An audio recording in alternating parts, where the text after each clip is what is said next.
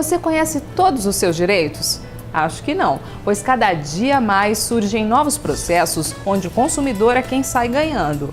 Por isso, o Litoral na TV criou este canal de comunicação, onde toda semana falamos sobre os direitos do consumidor com profissionais especializados. Veja a dica de hoje e, se você tiver algum caso parecido, procure já os órgãos de defesa do consumidor. Reclamação frequente tem sido os aumentos nos valores dos planos de saúde.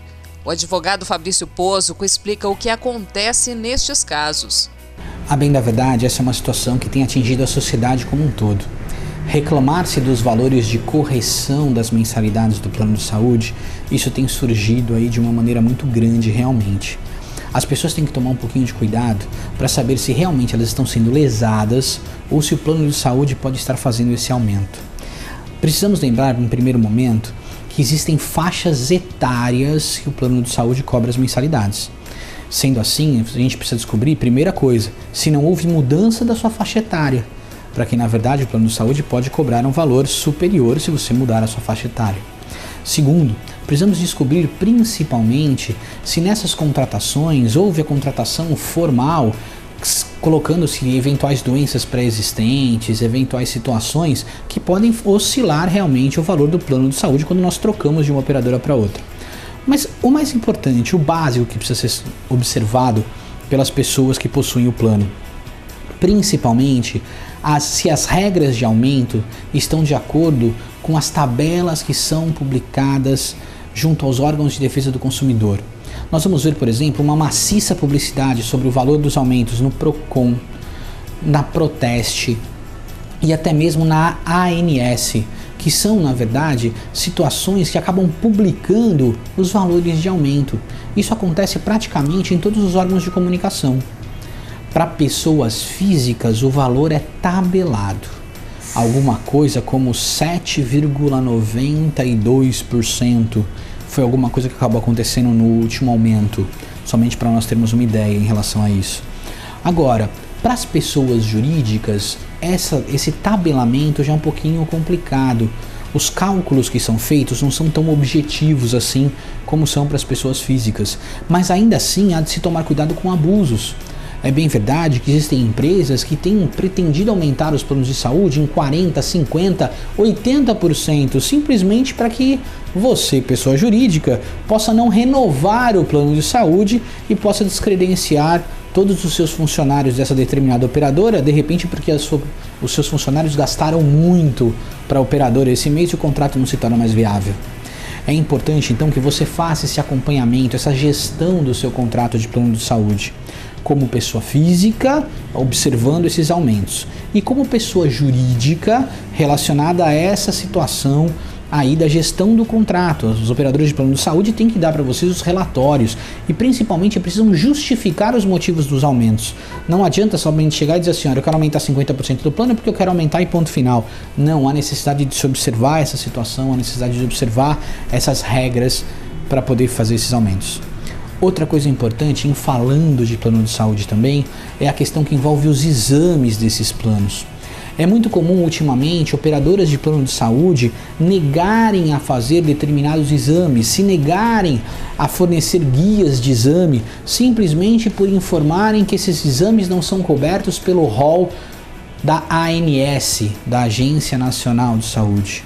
Precisamos tomar cuidado com isso, porque muitas vezes o próprio plano de saúde, a operadora, tem feito isso para evitar que você possa ter os seus exames realizados por essas empresas, simplesmente por uma questão básica de economia.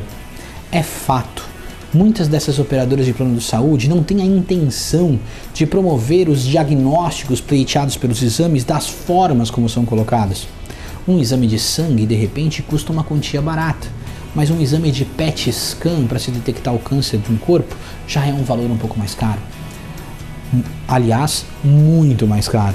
Sendo assim, o que acaba acontecendo geralmente? A própria operadora de plano de saúde diz: o PET scan não é coberto pelo rol da ANS, o que não é uma verdade objetiva.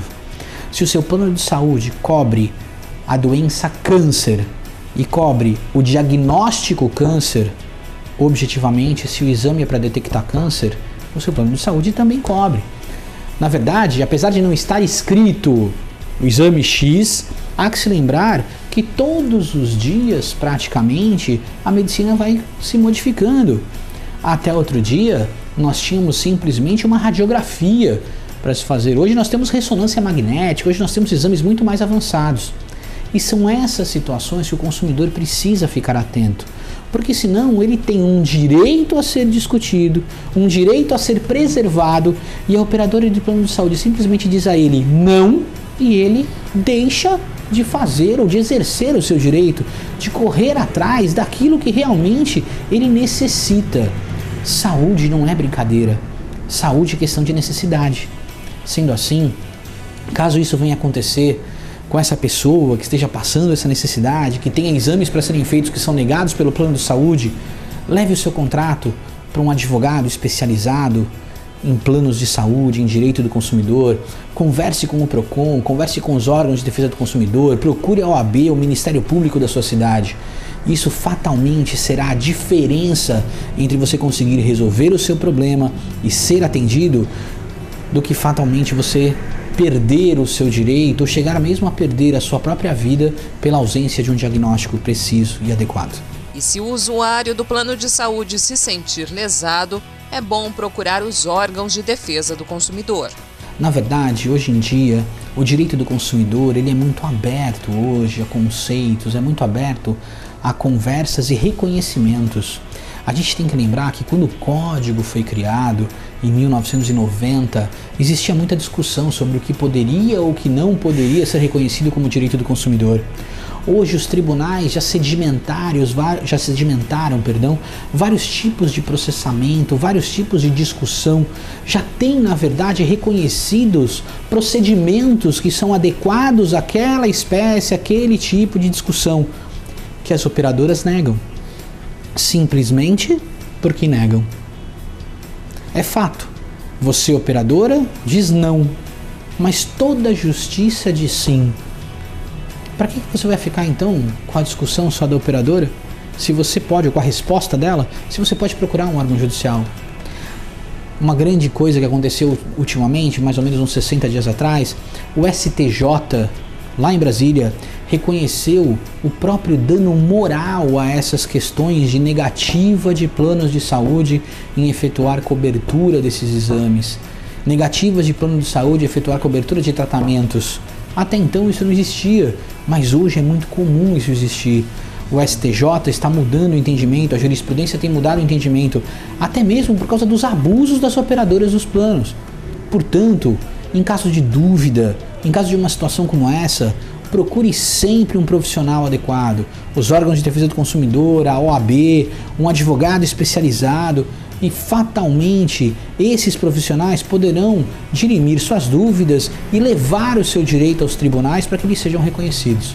Mas o mais importante, não se cale, porque é na verdade quando nós ficamos mudos e abandonamos o nosso direito que essas operadoras acabam na verdade se aproveitando do nosso silêncio e não atendendo da melhor maneira possível os seus clientes.